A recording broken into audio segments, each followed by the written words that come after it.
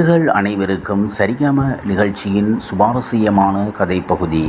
பல்லாங்குழியின் வட்டம் பார்த்தேன் பாடிய இனியா. நடுவர்கள் கொடுத்த கமன் கண்கலங்கி அழுத தேவியானி.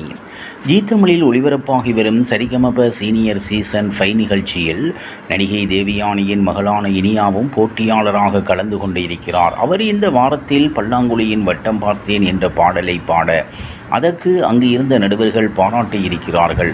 மகளை பற்றி நடுவர்கள் சொன்ன வார்த்தையை கேட்டு தேவியானி கண்கலங்கியிருக்கிறார்.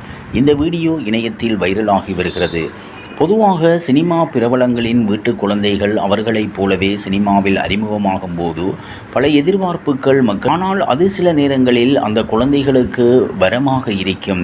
சில நேரங்களில் அதுவே அவர்களுக்கு பிரச்சனையாகவும் இருக்கிறது. சினிமா துறையில் பல பிரபலங்களின் வாரிசுகள் பெற்றோர்களைப் போலவே ஜொலிக்க முடியாமல் இப்போதும் தவித்து கொண்டிருப்பதை பார்த்திருக்கிறோம்.